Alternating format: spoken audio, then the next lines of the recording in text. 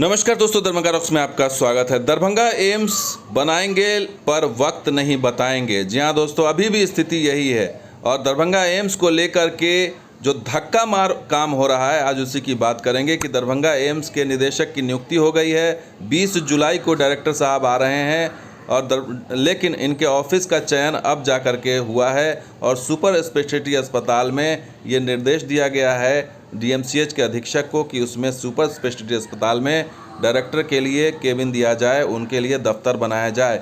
इससे पहले कोई सुगबुगाहट नहीं थी, लेकिन 20 जुलाई को आएंगे और उसकी तारीख तय हो गई है। इसलिए अब दिशा की जो दूसरी बैठक हुई थी सांसद गोपाल जी ठाकुर की अध्यक्षता में, उसमें ये निर्णय लिया गया है और ये बताया गया है कि 20 जुलाई को दरभंगा आ रहे हैं एम्स के नवनियुक्त निदेशक और इनके आने के बाद हो सकता है कि एम्स के काम में रफ्तार देखी जाए। और सांसद की अध्यक्षता में लगातार दूसरे दिन हुई है दिशा की बैठक, यानी सांसद और जो जनप्रतिनिधि हैं, विधायक हैं, उनके स्तर पर धुआंधार तरीके से बैठक हो रही है, उनके स्तर पर चुस्ती दिखाई दे रही है। लेकिन अफसर जो है वो कैसे इसमें पलीता लगा रहे हैं, वो ये इस बिल्डिंग को देख के आप अंदाज़ा लगा सकते हैं। सुपर स्पेशलिटी अस्पताल जो बनकर तैयार है इसमें, लेकिन इसका उद्घाटन नहीं हुआ है।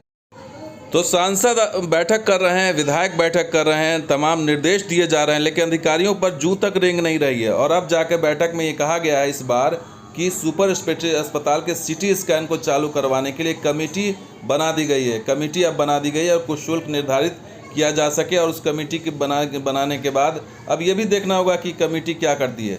और इसके अलावा जो शहर के 3 तालाब हैं जिसका जो सौंदर्यीकरण होना था, उसके बारे में भी अब एक नया आश्वासन दिया गया है कि उसका डीपीआर बन गया है।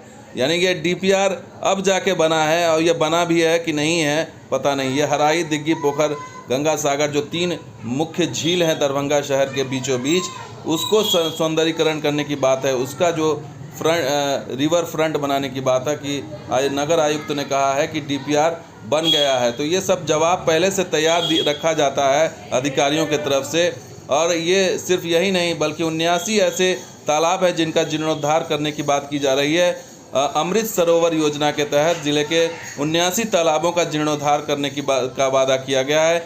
और ये सब चीज़ें जो है वो बैठक में बताई गई हैं। अब ये हवाई जो जानकारी दी गई है, या इस पर वाकई कोई कॉन्क्रीट काम होगा या इसका फॉलोअप कौन करेगा, जिलाधिकारी करेंगे या पटना से किया जाएगा, इसी का सवाल है। और इसीलिए उठाया जा रहा है ये मिथिला राज्य का मांग, क्योंकि जब आप परफॉर्म नहीं कर पाते, जब आप डिलीवर नहीं कर पाते, तो इसी तरह की चीज़ें सामने आती हैं। और अधिकारियों का चुस्त रवैया जो है, सुस्त रवैया दिखा रहा है कि बेनीपुर के विधायक खुद कह रहे हैं, विनय कुमार चौधरी, कि अधिकारियों की कार्य संस्कृति में सुधार की आवश्यकता है। अधिकारी जो है वो सुन नहीं रहे हैं, काम नहीं कर रहे हैं। और ये बात जनप्रतिनिधि को भी पता चल गई है और वो कह रहे हैं कि ऐसे अधिकारियों को चिन्हित कर कार्रवाई करने के लिए सीएम को कहा जाएगा, क्योंकि सीएम ही इसमें कार्रवाई कर सकते हैं। अब सवाल यह है कि सीएम ही ये सब करवा रहे हैं या उनके मंत्री करवा रहे हैं, ये देखना भी बाकी है। क्योंकि जेडीयू और बीजेपी में सब कुछ ठीक नहीं चल रहा है और इसका जो है भुगत रही है आम जनता दरभंगा की,